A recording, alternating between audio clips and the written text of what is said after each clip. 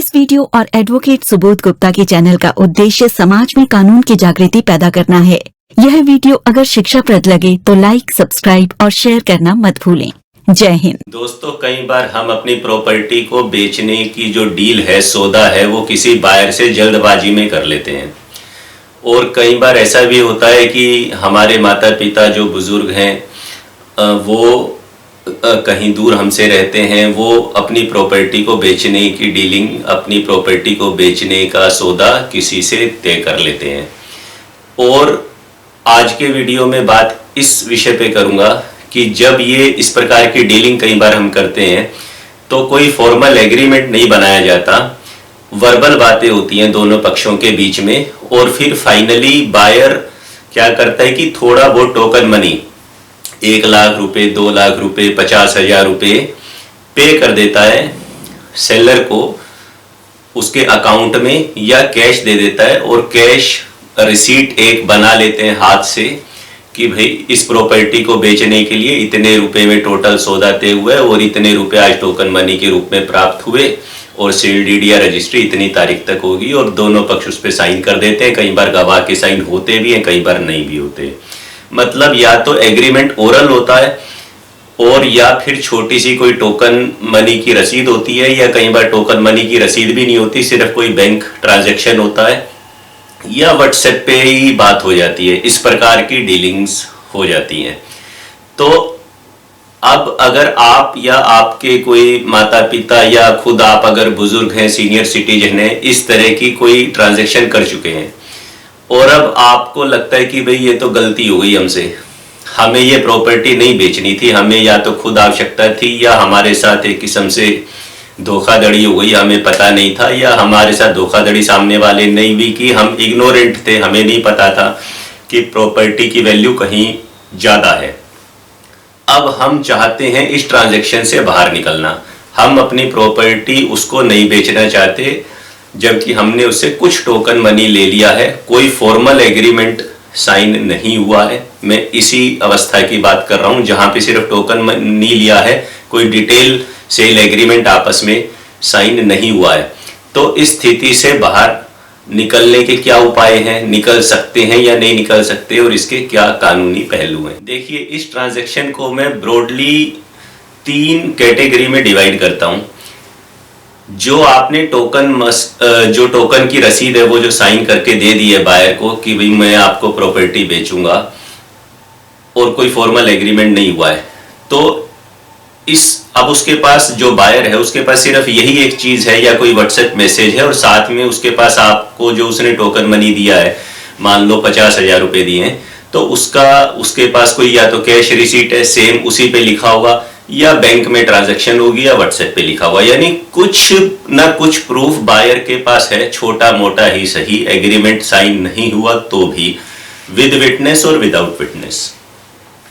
तो 3 जो कैटेगरी में डिवाइड कर रहा हूं इस पर्टिकुलर एविडेंस को, या जो चीजें उसके पास हैं, वो ये हैं कि भाई एक रास्ता तो ये है कि एज ए सेलर हम डिनाई करें कोर्ट में, कि अगर वो हम पे मुकदमा करता है कि भाई स्पेसिफिक परफॉर्मेंस का, कि भाई मैंने सौदा किया था, अब ये प्रॉपर्टी मेरे नाम की जाए, बैलेंस पैसे में देने के लिए तैयार हूं। तो हमारे पास 3 ब्रॉडर उपाय हैं। एक उपाय यह है कि हम ये डिनाई करें कि कोर्ट में कि भाई साहब जो ये साइन यहाँ पे हो रखे हैं, ये मेरे साइन है ही नहीं, ये फर्जी साइन है, फेक साइन है। तो डिनायल, कई लोग मुझे कहते हैं कि सर हम अगर डिनाई कर दें कोर्ट में कि ये साइन मैंने किए ही नहीं, मेरे पिताजी ने किए ही नहीं, ये फेक साइन है, या प्रॉपर्टी तो 4 लोगों के नाम पे थी, सिर्फ एक ने ही साइन किया है, बाकी 3 ने साइन नहीं किए, तो ये एक कैटेगरी है डिनायल, डिनाई कर दें कि हमारे नहीं है, फर्जी है। दूसरी कैटेगरी या दूसरा उपाय ये आएगा कि डिनाई तो नहीं कर रहे, एक्सेप्ट कर रहे हैं कि साइन तो हमारे ही हैं, हमने ही किए थे, है ना, लेकिन फिर ज्यादातर जो लोग मुझे कहते हैं वो कहते हैं कि सर एक्सेप्ट तो कर रहे हैं कि हमने किए थे, लेकिन हमसे जबरदस्ती करवा लिए, प्रेशर में करवा लिए, एक किस्म से डरा के, प्रेशर में, कोerशन, इस तरह के वर्ड, लीगल वर्ड भी यूज करते हैं कि भाई हमसे सरल भाषा में दबाव दे के करा लिए, एक किस्म से धोखाधड़ी हो गई, हमें नहीं करना था, हम प्रेशर में आ गए। तो ये प्रेशर वाला जो पॉइंट है वो लेने का प्रयास करना चाहिए या नहीं करना चाहिए कोर्ट में। तो पहला था डिनायल, दूसरा था डिनाई तो नहीं कर रहे, एक्सेप्ट कर रहे हैं पर कह रहे हैं प्रेशर में या डर के कर दिए, और तीसरा फिर एक अंतिम उपाय बचता है और वो ये है कि भाई जो ये डॉक्यूमेंट एग्जीक्यूट हुए हैं, यानी वो जो टोकन की रसीद है, बयाना या अर्नेस्ट मनी, एडवांस मनी की जो रसीद है, चाहे वो आपकी राइटिंग में है या उसकी राइटिंग में है या टाइप्ड है या व्हाट्सएप पे है या ईमेल पे है, वटेवर वे, तो क्या वो लीगली वैलिड है, इस बात के लिए कोर्ट ऑफ लॉ में कि उसे ही एग्रीमेंट मान लिया जाए और उसी के बेस पे कोर्ट स्पेसिफिक परफॉर्मेंस का मुकदमा उसके फेवर में कर दे, डिक्री कर दे, वो मुकदमा जीत जाए और आप हार जाओ और आपको बैलेंस पैसे लेके प्रॉपर्टी उसे बेचनी पड़े। अब बारी बारी से तीनों उपाय पे चर्चा करते हैं। पहला है डिनायल, कि अगर हम मना करते हैं कि भाई ये टोकन रसीद पे मेरे साइन ही नहीं है, तो ये जो ग्राउंड है ये ज़्यादा कारगर सिद्ध नहीं होगा कोर्ट ऑफ लॉ में, क्योंकि सामने वाले के पास हो सकता है कोई विटनेस भी हो जो इस ट्रांजैक्शन का विटनेस हो, नहीं भी हो तो आप अगर मना करेंगे मेरे सिग्नेचर नहीं है तो कोर्ट उसको फोरेंसिक लैब में भेज सकती है टेस्टिंग के लिए सामने वाले के रिक्वेस्ट पे। अगर ट्रांजैक्शन ही आपके बैंक अकाउंट में हुई थी, उसने टोकन मनी भेजा ही आपके बैंक अकाउंट में था, तो आप कैसे डिनाई करेंगे कि भाई मेरी इससे कोई बातचीत इस विषय में नहीं हुई।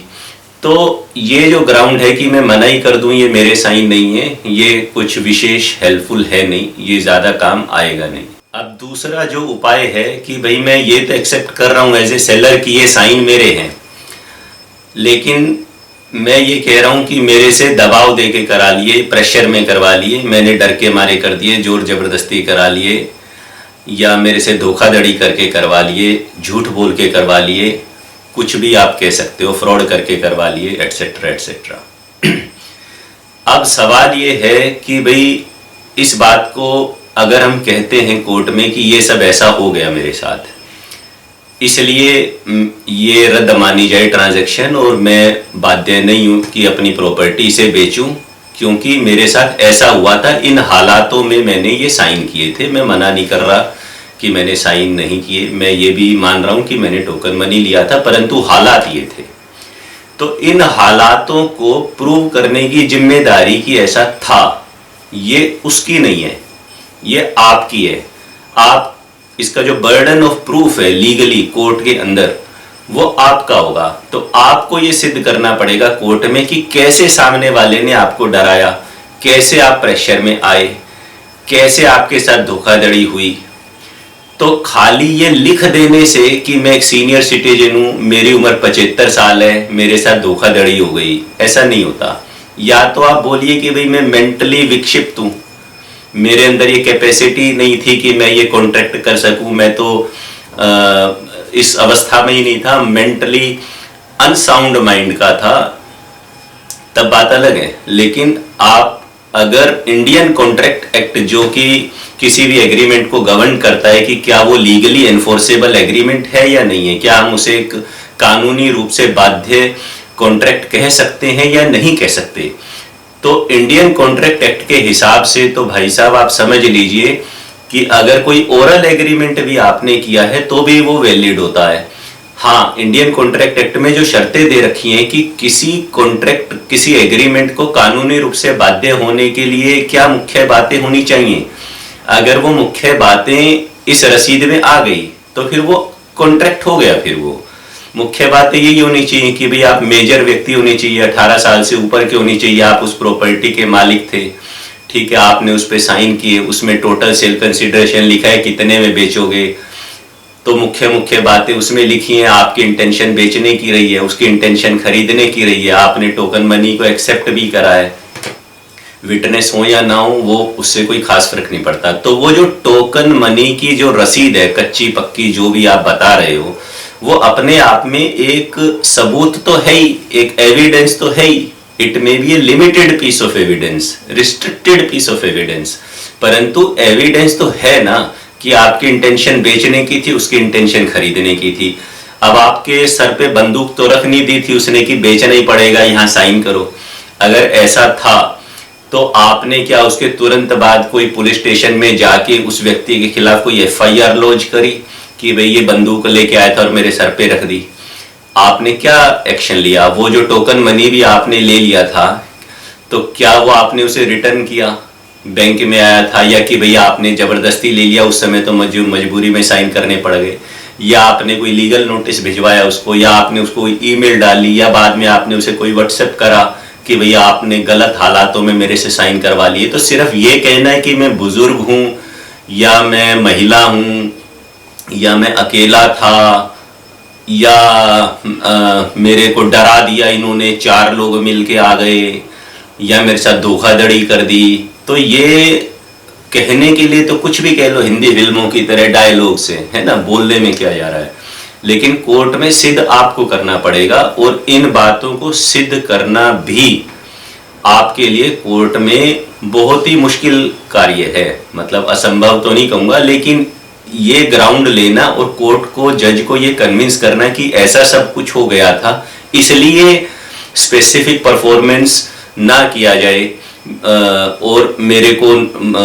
मुक्त कर दिया जाए इस ट्रांजैक्शन से, सिर्फ इन ग्राउंड्स के आधार पे आप केस जीत पाएंगे, इस बारे में मुझे थोड़ा संशय। अब जो तीसरा और अंतिम उपाय बच गया है, वो बच गया है कि भाई जो भी एविडेंस सामने वाले के पास है, कागज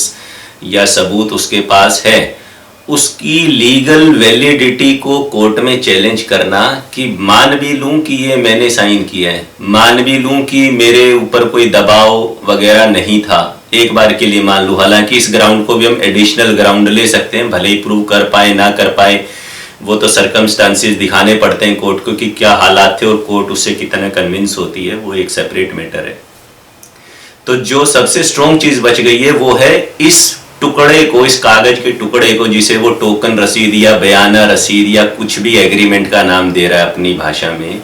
उसको, उसकी लीगल वैलिडिटी को चैलेंज करना। इसमें कुछ पुख्ता ग्राउंड आप ले सकते हो, और अगर इस लॉ पॉइंट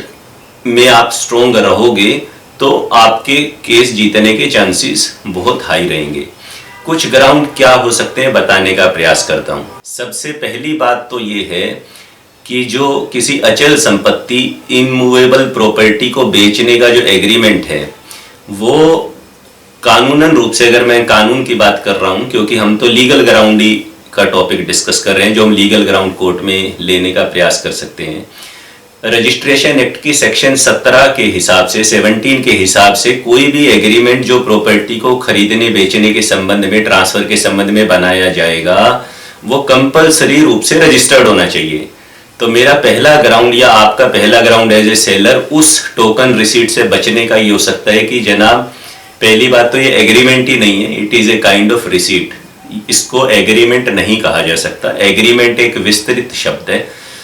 चलो इस पॉइंट पे आएंगे, लेकिन ये रजिस्टर्ड नहीं है। तो रजिस्ट्रेशन एक्ट की 17 के हिसाब से ये रजिस्टर्ड होना चाहिए था अगर ये प्रॉपर्टी को खरीदने बेचने का एग्रीमेंट था, पर ये रजिस्टर्ड नहीं है। ठीक है, अब भले ही वो रजिस्टर्ड नहीं है, लेकिन कोर्ट फिर भी उसे एविडेंस तो मानेगी, तो वो सिर्फ रजिस्टर्ड नहीं है, इसलिए ये खाली एक ग्राउंड पे आप जीत जाओगे, मैं ऐसा नहीं कह रहा हूं। मैं कह रहा हूं मल्टीपल ग्राउंड लेने, एक बंडल लीगल ग्राउंड्स का अगर हम ऑनरेबल कोर्ट के सामने रखेंगे तो कहीं ना कोई तीर तो निशाने पे लगेगा। दूसरा ग्राउंड आप ये ले सकते हो कि भाई जो रिक्विजिट स्टैंप ड्यूटी थी किसी एग्रीमेंट टू सेल को बनाने के लिए, प्रॉपर्टी खरीदने बेचने का जो एग्रीमेंट होता है, वो स्टैंप ड्यूटी पे नहीं की गई। अब हर राज्य में अलग अलग स्टैंप ड्यूटी है, दिल्ली में अलग है, हरियाणा में अलग है, यूपी में अलग है, और अलग अलग राज्यों में अलग अलग है।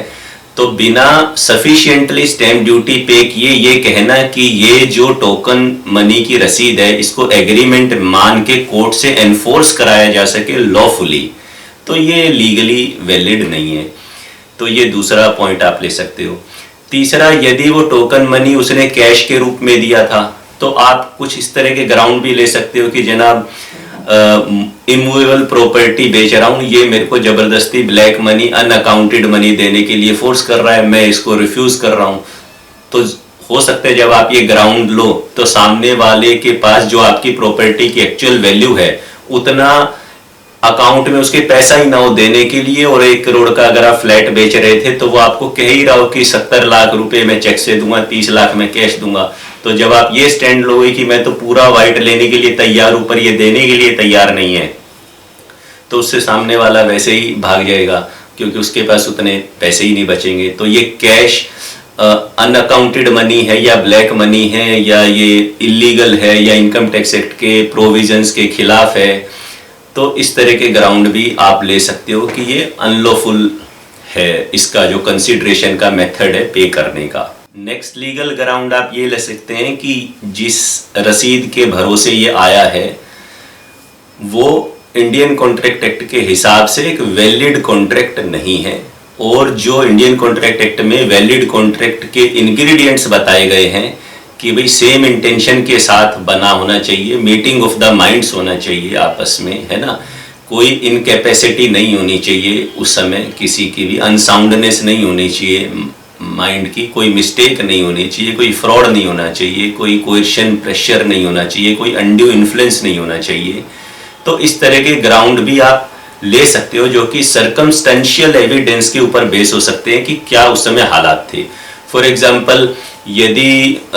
किसी बुजुर्ग ने प्रॉपर्टी बेची, उसका साइकेट्रिक का ट्रीटमेंट चल रहा है, या वो अभी अभी हॉस्पिटल से छूट के आया था, या हॉस्पिटल में ही टोकन मनी हो रहा है, कुछ भी, या कोई अन्य उदाहरण हम ले सकते हैं, जैसे कि हम ये पता कर सकते हैं कि जो प्रॉपर्टी की फेयर मार्केट वैल्यू है, जो कि विभिन्न रियल एस्टेट पोर्टल्स पे भी मिल जाएगी, और आप पर्सनल वैल्यूएशन रिपोर्ट भी 2-3 वैल्यूअर से करा सकते हो, सर्टिफाइड वैल्यूअर से, कि वो जो फेयर वैल्यू है प्रॉपर्टी की, फॉर एग्जांपल 1 CR है, परंतु इसने हमसे एक अनफेयर पे झूठ बोल के फ्रॉड करके, हमें पता नहीं था, बिकॉज ऑफ इग्नोरेंस इसने हमसे 60 लाख रुपए पे साइन करा लिए।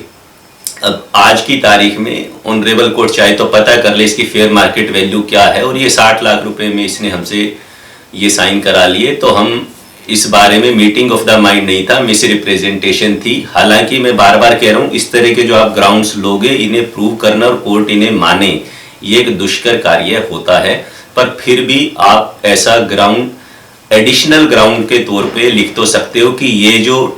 टोकन रिसीट है ये एक वैलिड कॉन्ट्रैक्ट नहीं है इंडियन कॉन्ट्रैक्ट एक्ट के प्रोविजंस के हिसाब से, और एग्रीमेंट के अंदर जितनी mutual terms and condition detail में लिखी होनी चाहिए, हर चीज के एस्पेक्ट के बारे में, पोजीशन के बारे में, डॉक्यूमेंट्स के बारे में, टाइटल के बारे में, वो सारी असेंशियल चीजें इसमें कैप्चर नहीं हुई हैं। तो ये अपने आप में फाइनलिटी नहीं थी, अपने आप में कोई अंतिम स्वरूप नहीं था ये कोई एग्रीमेंट का, ये सिर्फ एक इनिशियल डॉक्यूमेंट था। इसको स्पेसिफिक परफॉर्मेंस एक्ट के तहत एनफोर्स नहीं किया जा सकता, it is not a valid agreement. In grounds के अलावा केस टू केस बेसिस पे कुछ और अन्य ग्राउंड लिए जा सकते हैं, जैसे कि ये देखना पड़ेगा जो टोकन मनी आपने ले लिया, अर्नेस्ट मनी आपने ले लिया, फिर आपने उसका क्या किया, पता लगे आपने उसको यूज कर लिया, आगे ट्रांसफर कर दिया, उसकी एफडी कर दी,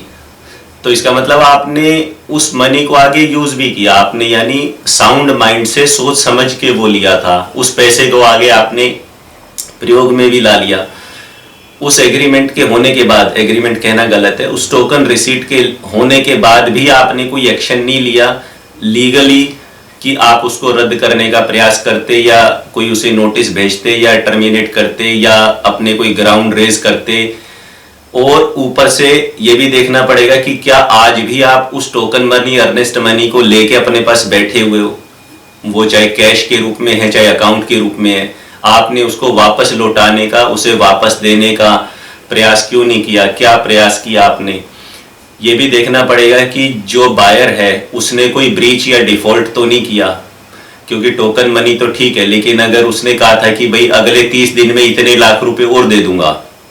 तो वो उसने दिए या नहीं दिए। अगर वो उसने नहीं दिए तो आपका केस थोड़ा और स्ट्रॉन्ग हो जाएगा कि ये खुद ही ब्रीच कर रहा है, जो प्लेंटिफ है, जो इस कोर्ट में आया है। इसी प्रकार एक इम्पोर्टेंट बात ये भी देखी जाएगी कि टोकन मनी का तो चलो आपने जो किया सो किया, आपने कोई फिर फर्दर एक्शन प्रॉपर्टी के संबंध में तो नहीं कर दिया अपनी इंटेंशन को क्लियर करने के लिए। मान लो किसी ने आपको टोकन मनी दे दिया, अब आपने, उसने कहा कि भाई साहब जब मैं आपको टोकन मनी दूंगा जो कि 90% है प्रॉपर्टी का या बहुत ज्यादा है, तो आप मेरे को चाबी दे देना फ्लैट की, घर की। आपने उसे चाबी दे दी, मतलब पोजीशन दे दिया उसको, या आपने उसको कोई ओरिजिनल डॉक्यूमेंट दे दिए प्रॉपर्टी के। तो आपने अगर कोई फर्दर परफॉर्मेंस कर दी होगी उस टोकन मनी के बेस पे, तो फिर आपका केस वीक हो जाएगा। इसी तरह ये भी देखा जाएगा कि टोकन मनी एक्चुअल में था कितना। अब प्रॉपर्टी है 5 करोड़ की, टोकन मनी है 25,000 रुपये, तो एक स्मॉल अमाउंट के लिए उस चीज को फोर्स करना आपको एज ए सेलर, वो भी कोर्ट उस चीज को भी देखेगी कि टोकन मनी जो आपने लिया या अर्नेस्ट मनी लिया या एडवांस मनी आज तक जो टोटल आप ले चुके हैं वो टोटल प्रॉपर्टी की वैल्यू का कितने % है। ये भी एक इम्पोर्टेंट फैक्टर है। और अगर कोर्ट में और कुछ ग्राउंड काम नहीं कर रहा हो तो अंत में आप ऑनरेबल कोर्ट से ये प्रे कर सकते हो कि भाई हमें इस प्रॉपर्टी की बोनाफाइड रिक्वायरमेंट है, और ये हालात तो थे ही, फिर भी हम ऑनरेबल कोर्ट से प्रे करते हैं कि जो टोकन मनी हमने इसका लिया है या एडवांस लिया है, हम इसको रिटर्न करने को तैयार हैं with what ever compensation honourable court deems fit. जो भी ऑनरेबल कोर्ट कहेगी हम साथ में इसको वो हर्जाना, भुगतान, जुर्माना हम पे लगाना चाहे कि भाई इसको इतने पैसे और एक्स्ट्रा दे दो, हम दे देंगे, क्योंकि इसका काम अपने पैसे को वापस लेके अलोंग विद कंपनसेशन चल जाएगा जनाब। लेकिन हम बुजुर्ग हैं, हमें ज़रूरत है और हमारी प्रॉपर्टी हमारे हाथ से चलेगी तो हमारे लिए जीवन दुष्कर हो जाएगा, हमारे लिए अधिक कठिनाई हो जाएगी। तो कोर्ट इस चीज पर भी विचार कर सकती है। इस वीडियो और एडवोकेट सुबोध गुप्ता के चैनल का उद्देश्य समाज में कानून की जागृति पैदा करना है। यह वीडियो अगर शिक्षाप्रद लगे तो लाइक, सब्सक्राइब और शेयर करना मत भूलें। जय हिंद।